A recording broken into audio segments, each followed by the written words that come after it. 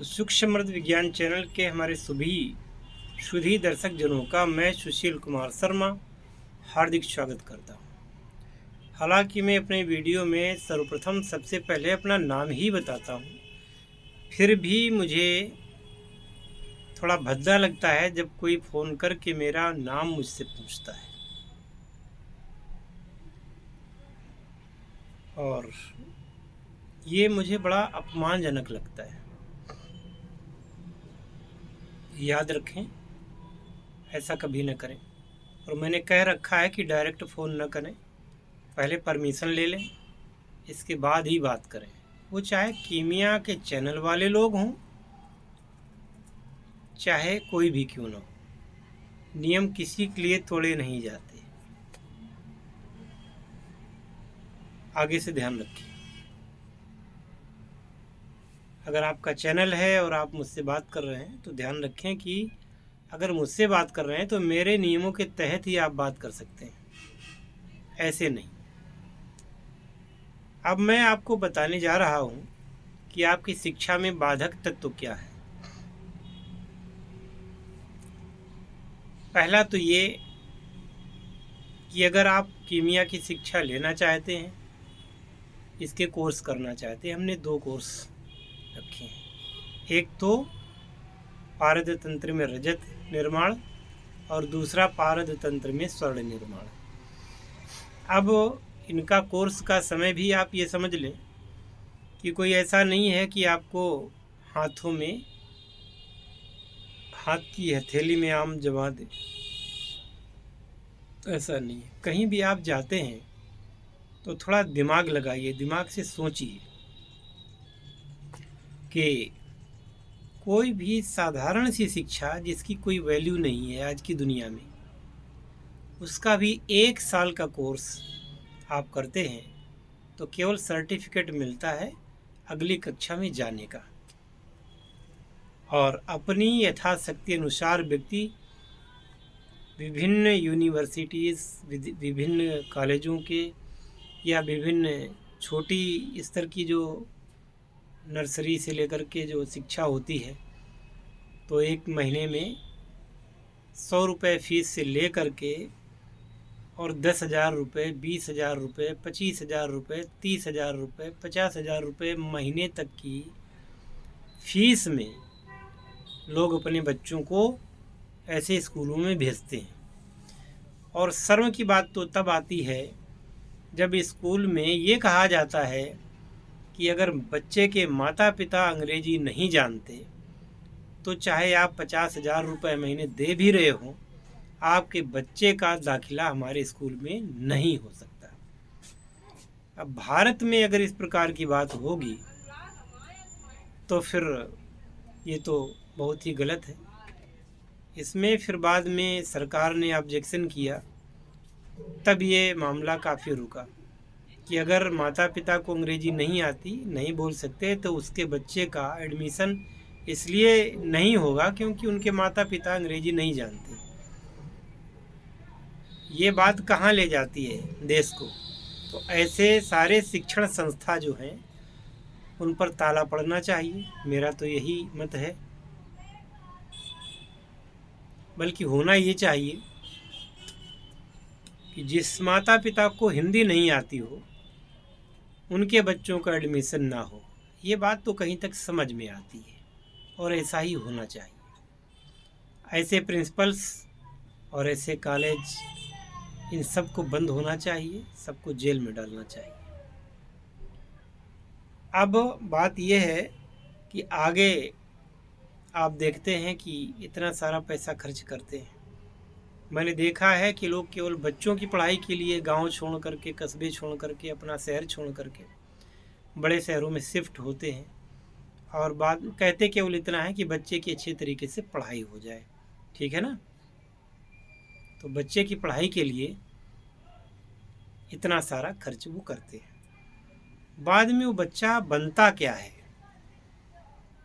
आपने उसको 15 साल 20 साल पढ़ाया, 4-5 साल पहले से तो एडमिशन ही नहीं होते हैं, होते भी हैं तो वो बच्चा समझने योग्य तो 5 साल के बाद ही हो पाता है। तो उस बच्चे को अगर 20 साल आपने पढ़ाया, वो डिग्री करवाई, ऐसे भारतवर्ष में करोड़ों डिग्री धारक हैं जो इस बात का इंतज़ार कर रहे हैं कि हमें कब सरकारी नौकरी मिलेगी। किसी किसी ने तो 2-2, 3-3 डिग्रियां कर रखी हैं। अत्याधुनिक जो आजकल की डिग्रियां हैं, उनको करके लोग सरकारी सेक्टर में नहीं जा सकते तो प्राइवेट सेक्टर में नौकरियां कर रही हैं। कुछ लोग विदेश चले गए, और फिर भी बहुत सारे लोग अभी भी अंधकार में जीवन व्यतीत कर रहे हैं। वो डिग्रियां पुरानी हो रही हैं, लोग बूढ़े हो रहे हैं। एक समय आता है जब आप ओवर एज हो जाते हैं, आपकी डिग्री वो केवल और केवल घर में बक्से की शोभा बढ़ाने के काम आती है, इसके अलावा किसी काम में नहीं आती। तो इन डिग्रियों को करके इनमें भी आपने लाखों रुपया खर्च किया था। बात सच्चाई की है, बात सच्ची है। अब आप लोग हमारे जैसे लोगों का चैनल देखते हैं, फिर ज़्यादा से ज़्यादा आप क्या करते हैं, चूँकि बुद्धि पर पर्दा पड़ा हुआ है आजकल के वातावरण का, और जैसा वातावरण आजकल का है वो तो सबसे किसी से अछूता नहीं है, तो उसके अनुसार आप किसी भी चैनल वाले से या हमसे संपर्क करते हैं, 10-20 हज़ार रुपए की पेशकश करते हैं कि भाई हम आपको इतना दे देंगे और आप मुझे ऐसा ज्ञान सिखा दो, ये सब बता दो जो कि हम ज़िंदगी भर हम भी मौज करते रहें और हमारा बेटा, हमारा नाती, हमारा परनाती, ये सब मौज करते रहें। तो इसको हम क्या कहेंगे अपने शब्दों में? वो शब्द आपके दिमाग में भी आ रहा होगा, मुझे कहने की आवश्यकता नहीं है। अब हम कहते हैं कि चलो तो आपके पास पैसा नहीं है तो आप हमारे पास आ जाइए और 10-5 साल सेवा कार्य करिए। 10-5 साल सेवा कार्य करिए, अगर आपने प्रसन्न कर लिया तो फिर कभी ज्ञान दे भी दिया जाएगा। तो नहीं साहब, हम तो मतलब घर वालों को छोड़ करके कैसे आ जाएं, हमारे ऊपर इतनी जिम्मेदारियां हैं, हमारे पास तो ये है वो है। तब वितृष्णा ये होती है कि चाहिए तो सब कुछ, ना तो उसकी वैल्यू आप देख सकते हैं, ना उस वैल्यू की आप सेवाएं दे सकते हैं। यानी कि आप अपना टाइम बर्बाद कर रहे हैं। तो ऐसे लोग कृपया अपना टाइम बर्बाद ना करें। एक एक गुरु के पास सैकड़ों शिष्य रहा करते थे और केवल वो गुरु के लिए कुछ भी करने को तैयार होते थे गुरु की सेवा में, और गुरु उसके जीवन को फिर ऐसा बनाते थे कि वो व्यक्ति फिर वास्तव में कुछ बनता ही था।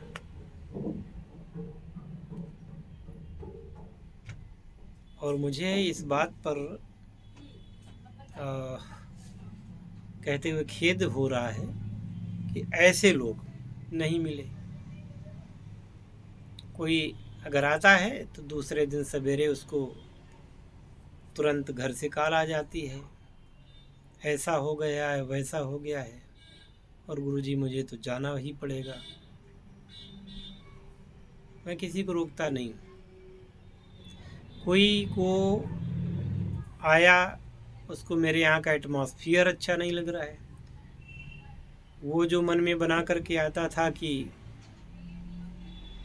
कोई आश्रम होगा बहुत बड़ा, बहुत बड़ी जगह होगी, ऐसा होगा वैसा होगा, वो चीज़ उसको वहाँ देखने को नहीं मिलती है, तो वो सोचता अरे तो यहाँ क्या हो गया। मतलब आजकल केवल दिखावटे की दुनिया है, कि दिखावा की दुनिया है। अगर दिखावा नहीं है तो आपको कोई कुछ समझेगा ही नहीं। और मैं ये कहता हूँ कि सब कुछ ज्ञान है, मुख्य आपको ज्ञान देखना चाहिए। जो बात कही गई है उस बात को सिद्ध होते देखना चाहिए। इसके अलावा आपको किसी बात से क्या लेना देना है। मेरे पड़ोसी आपसे क्या कहते हैं, मेरे आसपास अगर आप किसी से पूछेंगे तो कोई आपको मेरे बारे में अच्छा तो बताएगा नहीं। सीधी सी बात है, आपके बारे में अगर कोई पूछेगा तो आपको कोई अच्छा नहीं बताएगा, क्योंकि हर जगह का एक ही रूल है। जब मैं 1992 में अपने गुरुदेव के धाम पहुंचा तो वहाँ उनके पड़ोसी सब कह रहे थे कि ऐसे होते तो बैठे पूजते, आप लोग चले आते हो जाने कहाँ कहाँ से, और अगर ऐसे गुरुजी होते तो बैठे पूजते। अब उन मूर्खों से मैं क्या कहूँ कि मेरे गुरुदेव तो बैठे पूजते ही रहे। पूरे भारतवर्ष से क्या, विदेशों से भी लोग उनके पास आते रहे, और एक एक दो नहीं, हजार हजार लोग आते रहे, आज भी आते हैं। गुरुदेव नहीं हैं तो उनके जो पुत्र हैं तो उनके यहाँ भीड़ लगती है।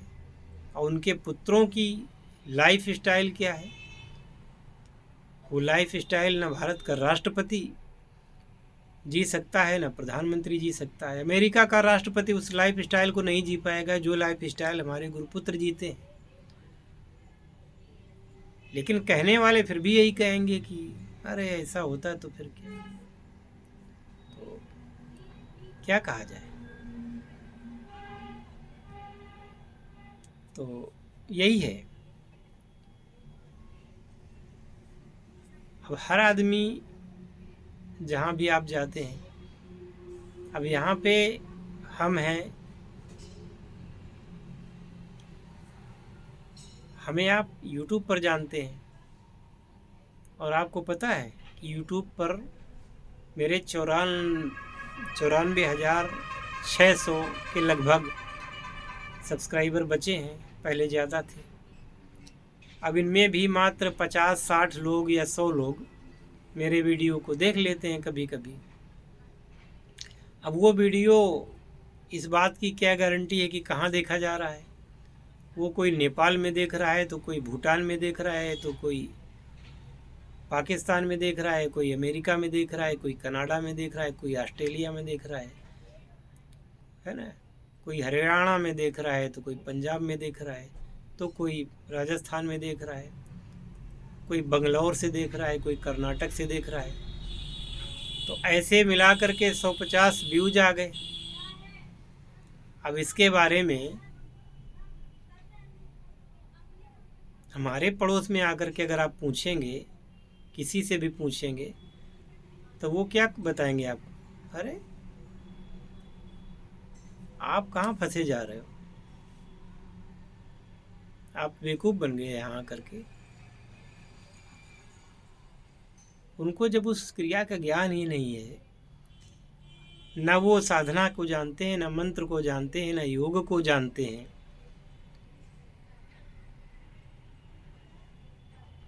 और बड़ी बात तो मैं आपको ये बता दूं कि आप मेरे घर में भी अगर पूछेंगे ना, तो घर वाले भी आपको कह देंगे अरे बेवकूफ़ बन गए आप। ऐसा होता तो फिर क्या होता। तो चूंकि बात यह है कि जो सुपात्र होता है ज्ञान उसी को दिया जाता है, जो योग्य होता है उसी को दिया जाता है, और सबको ज्ञान तो ऐसे दिया नहीं जा सकता है कि आप मेरे भाई हो, आप मेरे अमुक हो, रिश्तेदार हो, तो लाओ मैं आपको बता देता हूँ, आप ऐसा ऐसा कर लीजिए। मैं आपसे कहूँगा आप मेरे सगे भाई हो, ये लो माला और ये लो यंत्र, बैठ कर के आपको जब करना है 100 माला रोज़। वो कहेगा अजीब बेवकूफ़ी सिखा रहे हो मुझको, मैं दिन में 500 रुपये 1000 रुपये कमा लेता हूँ, मैं माला करूँगा, ये सब तुम अपने पास रखो। तो अब उसको कुछ बताना समझाना कहाँ तक क्या है। एक सज्जन मेरे गांव के मिले मुझे, उनसे मेरी बात हुई, शुक्ला जी थे। तो बातचीत में मैंने बताया कि आप को मैं आपका पिछला जीवन दिखा सकता हूँ और मैं आपको आपके मृत पूर्वजों से मिला सकता हूँ, उनसे आप बात कर सकते हैं। उस व्यक्ति ने मेरा बहुत मजाक उड़ाया, कई लोगों से कहा, यहाँ तक कि मेरे भाई तक से कहा। अब मेरे भाई ने भी मेरा मजाक उड़ाया, कहा कि वो फला फला बता रहे थे कि डॉक्टर साहब ऐसा कह रहे थे कि हम आपको मरे हुए पुरखों से मिला देंगे। बोले अगर आपने मिला भी दिया तो उससे हो क्या जाएगा। तो ये चीज़ है, आप मेरे पास आ रहे हैं तो मुझसे मिले। आप पड़ोस पड़ोस में मेरे बारे में क्या जान पाएंगे, क्या वो लोग जाने। जो लोग जिनके जीवन में योग तप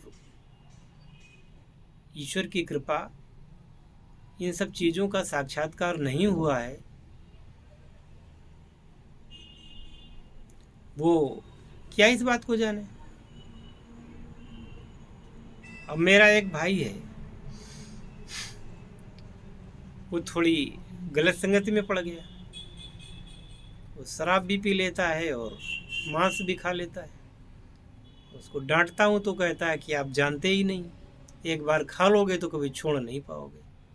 बताओ ऐसे बेहुदे उत्तर का मैं क्या उसको प्रत्युत्तर दूँ। तो मैं तो यही कहता हूँ कि बस वो जो जिसको जो कुछ देता है वही सब कुछ है।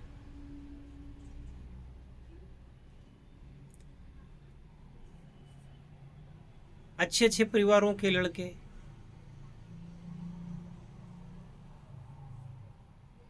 वो आजकल गलत संगति में पड़े हुए हैं। उत्तराखंड में या जो हिमालय के आसपास के रहने वाले ब्राह्मण वर्ग के लोग, बंगाल के ब्राह्मण लोग, ये लोग मांस इत्यादि खाते हैं और उनकी जाति नहीं घटती, उनका सामाजिक स्तर नहीं घटता। अब हमारे यहाँ चूँकि हम ऐसे कठोर अनुशासन में पले हैं जहाँ पर इन सब चीज़ों की बात नहीं थी, तो वैसे हम बन गए। फिर बचपन से ही भगवान के प्रति श्रद्धा थी, लगन थी, तो ऐसे बन गए। हमने आज तक कोई मादक पदार्थ का सेवन नहीं किया, हमने आज तक कोई ऐसा काम नहीं किया, और अब क्या करेंगे। ईश्वर करे कि ऐसा कभी न करना पड़े,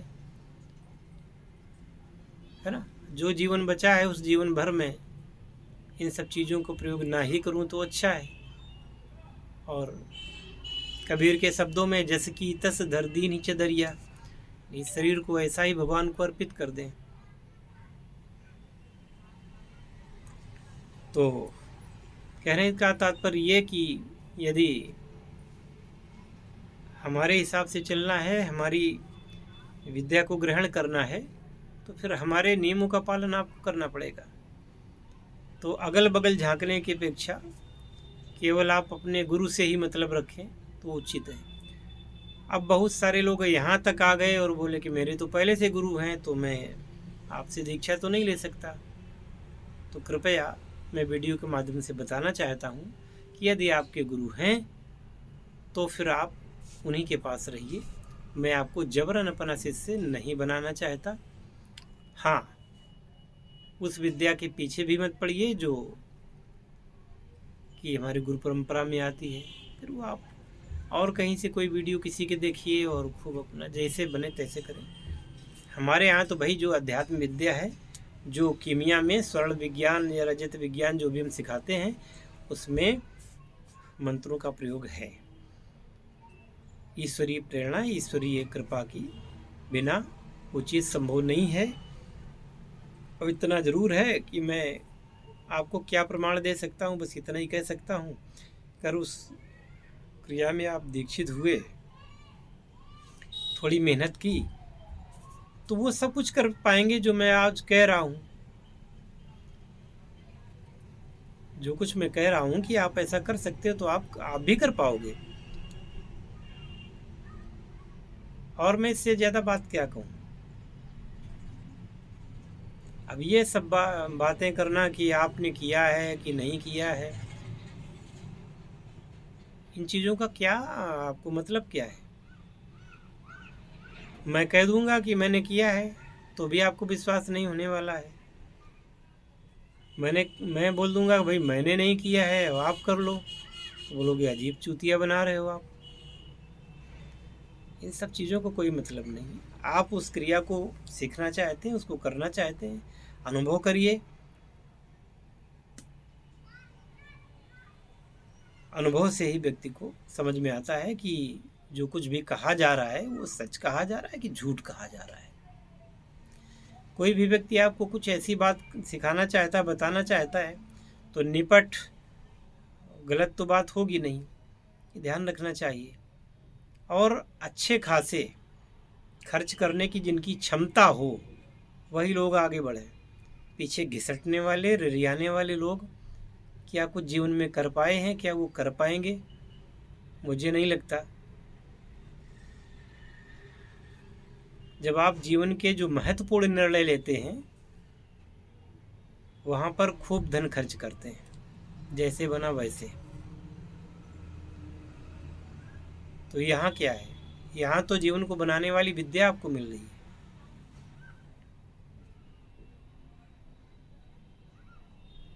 तो यहाँ बार्गेनिंग का कोई वो नहीं है। अब यूट्यूब चैनल चले चाहे भाड़ में जाए, कोई देखे या ना देखे, कोई पसंद करे ना करे, क्या कह सकता हूँ भाई?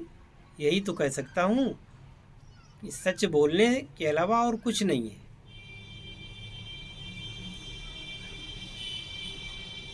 अब वो नहीं कोई पसंद कर रहा है तो उसके कोई ज़बरदस्ती तो है नहीं किसी पर।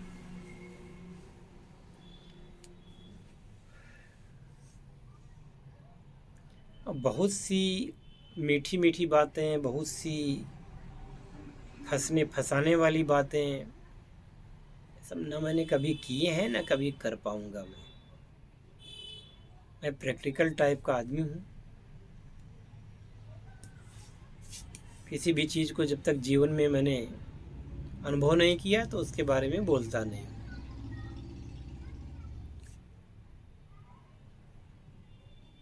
और मेरे जीवन स्तर को, मेरे रहन सहन को मत देखिएगा कि मैं कितने सिंपल रूप में रहता हूँ, कैसे रहता हूँ, मेरा घर कैसा है, ये सब मत देखिए। सुना होगा आपने कि तुम्हें काम तलवार से पड़ी रहन दो म्यान। तुम्हें म्यान से क्या मतलब है? तुमको तलवार से मतलब है।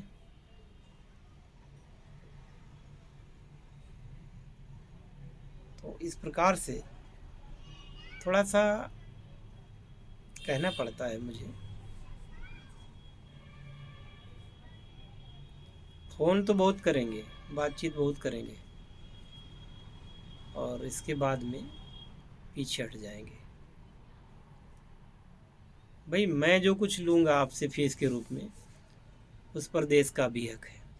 देश को टैक्स जाएगा, ये अच्छी बात होगी। जीएसटी है, गुड्स एंड सर्विस टैक्स। मैं आपको गुड्स नहीं दूंगा, सर्विस ही दूंगा। अब कोई ज्ञान सिखाना सर्विस के दायरे में आता है। मुँह मांगी फीस ले रहा हूँ, उसमें जो कुछ भी गवर्नमेंट का होगा वो गवर्नमेंट को जाएगा, जो हमको होगा वो हमको मिलेगा। सीधी सी बात है। और इतना बहुमूल्य ज्ञान ये कोई सस्ते में नहीं देना चाहता, न दूंगा किसी को।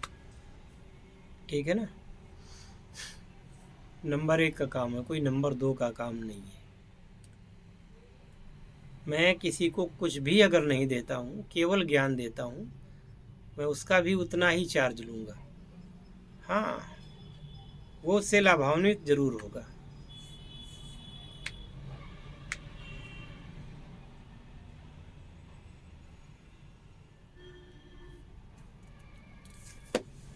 ठीक है, इस वीडियो में इतना ही।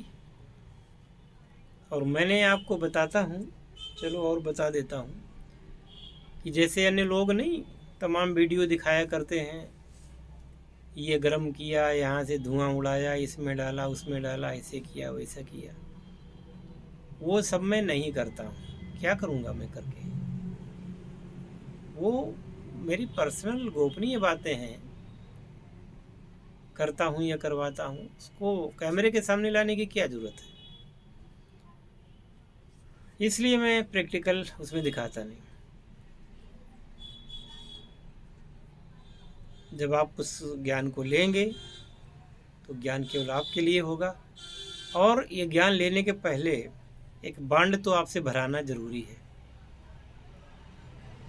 एग्रीमेंट करना ज़रूरी है पहले, और एक टाइम बॉन्ड भी होगा कि ये विद्या सीख करके ये विद्या आप किसी को इतने वर्षों तक नहीं सिखाएंगे। अगर उस नियम को आप तोड़ते हैं तो दैवीय कोप के अधिकारी बनेंगे।